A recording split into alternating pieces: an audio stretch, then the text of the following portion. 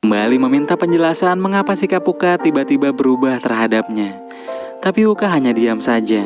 Kai lalu memegang tangannya dan menatap matanya. Dia bilang, meskipun Uka diam seolah menjadi batu, namun bagi Kai, Uka adalah batu permata. Akhirnya Uka pun menyadari kalau dirinya sudah jatuh cinta kepada Kai. Di luar popularitasnya di sekolah, Kai adalah remaja yang kurang beruntung. Ia harus bekerja mencari nafkah karena dirinya tinggal sendiri tanpa orang tua.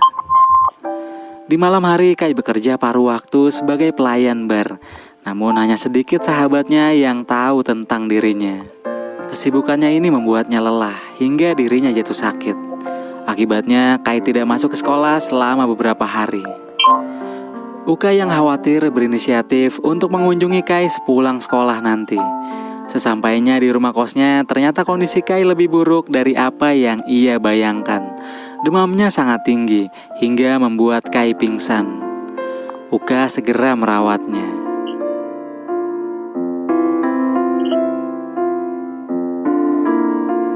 Setelah menghabiskan sepanjang hari, Uka baru menanyakan keberadaan orang tua Kai. Kai beralasan bahwa kedua orang tuanya sedang berada di luar negeri, jadi ia tinggal sendirian. Singkatnya, Kai sudah sehat dan telah kembali ke sekolah. Melihat kepopuleran Kai di kalangan murid perempuan membuat perasaan Uka terluka. Tomoya menyadari kecemasan yang dirasakan Uka, sehingga ia menegur Kai agar menjaga perasaan Uka. Kai lalu meninggalkan sebuah tulisan di buku catatan milik Uka yang menjelaskan bahwa dirinya membutuhkan Uka. Tapi Uka masih belum yakin bahwa apa yang ditulis Kai sebenarnya adalah ungkapan cinta. Ayumi kemudian menyarankan agar Uka mengatakan sejujurnya tentang perasaannya terhadap Kai. Hal ini membuat Uka merenungi kenangan-kenangan pertemuannya dengan Kai dari awal sampai hari ini. Ia merasakan bagaimana Kai menunjukkan sikap dan perhatian yang tulus. Akhirnya Uka memberanikan diri, menyatakan perasaannya yang terdalam. 好きです。三浦君のことが彼女になりたいです。 Dan tanpa ia sangka, Kai membalasnya dengan sebuah ciuman di bibirnya. Sejak saat itu, mereka secara terbuka menunjukkan hubungannya di depan teman-teman sekolah. Di hadapan semua orang, Kai mengatakan kalau dirinya sekarang adalah pacar Uka Ishimori. Meski begitu, beberapa teman mereka menganggap hubungan ini tidak cocok sama sekali. Beberapa hari kemudian, hubungan yang mereka jalin mulai mengalami masalah, yaitu ketika Uka ingin tahu tentang silsilah keluarga Kai. Kai sangat sensitif dengan pertanyaan yang menyangkut keluarganya, meski yang menanyakannya adalah pacarnya sekalipun. Kai kini mendadak jadi orang yang pemurung.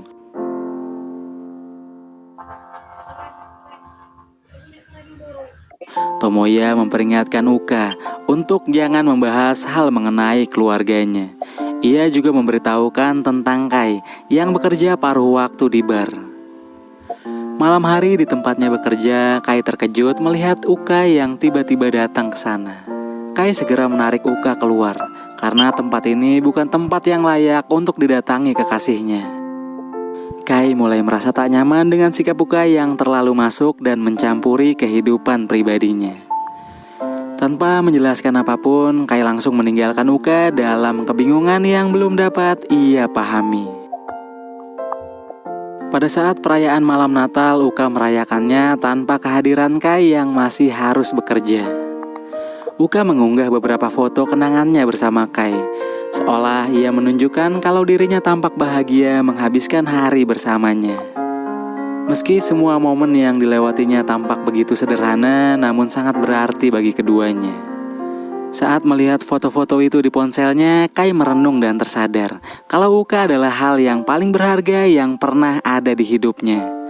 Ia kemudian berlari meninggalkan pekerjaannya demi bertemu Uka. Sayangnya Uka telah lebih dulu pergi dari tempat itu dan hanya menyisakan teman-temannya. Mereka memberitahu Kai bahwa Uka pergi ke tempat pertama kali dirinya bertemu dengan Kai.